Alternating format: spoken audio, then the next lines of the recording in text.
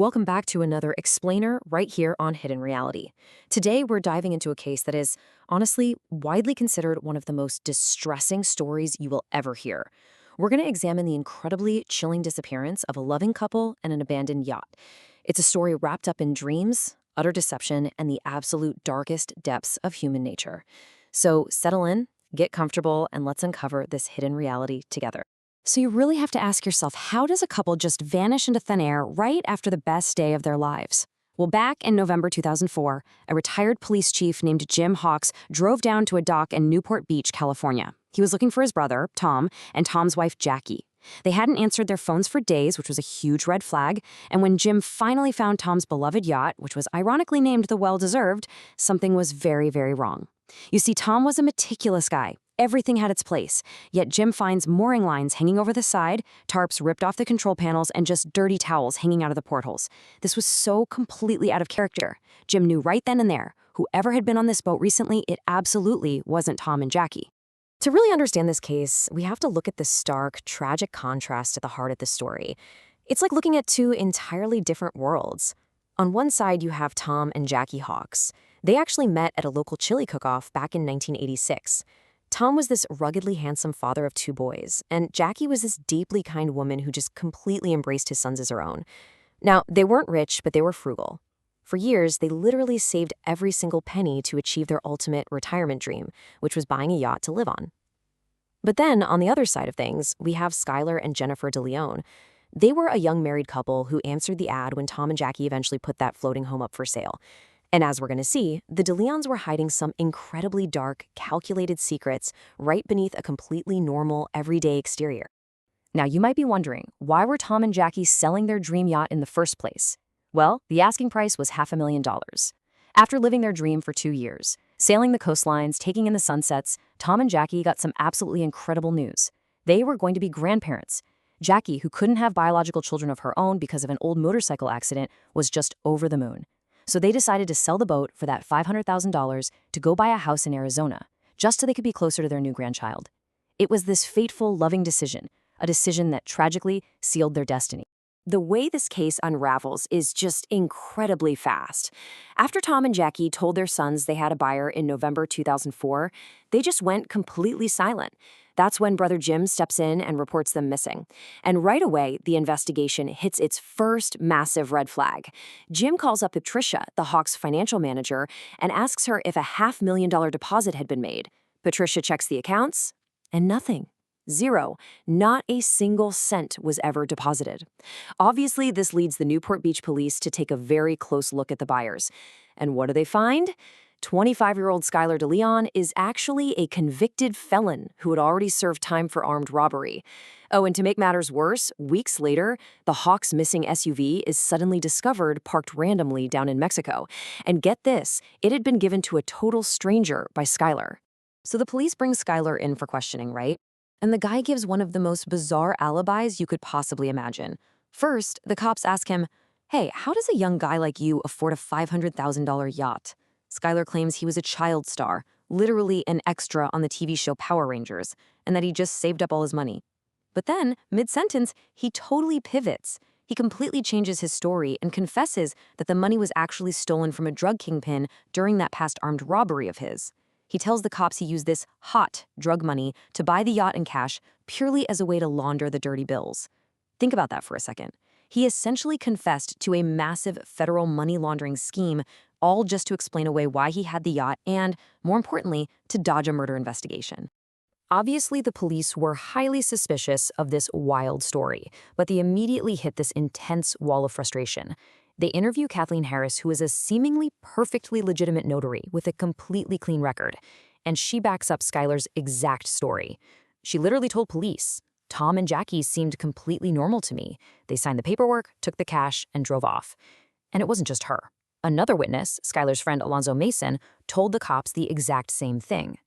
Meanwhile, Skylar's wife, Jennifer, is actually going on television talk shows claiming this was all just a huge misunderstanding.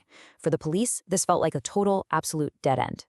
But come on, the police knew Skylar was lying, so they bring that notary, Kathleen Harris, back in for a really intense, heavy interrogation. And finally, she breaks.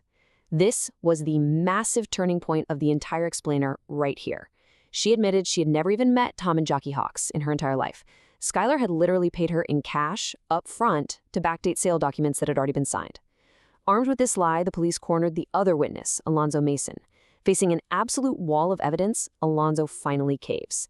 He agrees to tell the horrifying truth of what actually happened to the Hawks in exchange for a reduced sentence. Which brings us to the next section. The final voyage. A fatal sea trial. Alonzo revealed that Skylar had actually recruited a crew for an assassination contract. To put the apprehensive Hawks at ease before leaving the dock, Skylar's wife Jennifer coldly used their own 1-year-old baby as bait. Jackie just melted at the sight of the baby, Tom completely relaxed, and then Jennifer stepped off the boat, leaving the Hawks trapped with their killers as they headed out for open water. Once they were far from land, the trap was sprung. Skylar and a guy named John lured Tom down into the bedroom while Alonzo stayed with Jackie up in the kitchen. Suddenly, this violent commotion erupts below. Alonzo tackles Jackie, handcuffs her, and they drag her down to the bedroom, throwing her on the bed next to her handcuffed husband. Jackie is pleading with Skylar, asking how he could do this right after they had just met his wife and held his baby. Skylar didn't care at all. They taped their eyes and mouths. Later, when they were forced up onto the deck to sign over their boat and bank accounts, Jackie did something incredibly brave. She intentionally misspelled her last name on the documents, leaving off the S. It was this desperate, brilliant hidden clue to signal to the world that she was signing under extreme duress. Eventually, the boat stopped. Skylar had intentionally piloted the well-deserved to a very specific location out in the ocean, idling over water that was a terrifying 3,500 feet deep. That is over half a mile straight down into the dark. As they sat below deck before being brought up, Alonzo recalled a truly heartbreaking moment. Tom, even with his hands bound, managed to reach out and stroke Jackie's hand. In his final moments, he comforted his wife, telling her that no matter what happened to them, they were going to be together. What happens next is just deeply distressing. Skylar ordered Alonzo to bring a heavy metal anchor to the back of the boat. He took the bitter end of the anchor's chain and securely fastened it directly to Tom and Jackie's handcuffs. Tom fought back with everything he had, even kicking Skylar, but they were just too overpowered. Skylar lifted the anchor and threw it overboard. For several agonizing seconds, all Tom and Jackie heard was the violent grinding of the metal chain ripping over the wooden railing. And then, when the slack ran out, the immense weight yanked them violently against the side of the boat and slowly pulled them over the edge. They were fully alive and completely conscious as they began their descent 3,500 feet to the ocean floor. And when the water finally went calm, Alonzo reported that Skylar looked over the edge, grinned, and let out a cheer like a giddy child. But, if you can believe it, the absolute callousness of the Deleons didn't even end on that boat. When police searched Skylar and Jennifer's home, they found the Hawks' personal video camera. The Hawks had been using it to document their beautiful retirement at sea, but as the police watched the tape, the footage of Jackie happily talking about their future and their new grandchild suddenly cuts out. It jumps abruptly to footage of Skylar and Jennifer laughing and playing with their daughter at Thanksgiving dinner. Just days after murdering Tom and Jackie, and literally the worst way imaginable, the Deleons ruthlessly recorded their own lives over the Hawks' final happy memories. Not a single shred of remorse. Fortunately, thanks to some really relentless police work and the unraveling of that notary's lie, the perpetrators were caught, and justice was served. Because he confessed and gave the cops the exact details of the crime, Alonzo Mason got a reduced sentence of 20 years. Jennifer Deleon, who masterminded the whole sick idea of using her baby as bait, was sentenced to life in prison without the possibility of parole.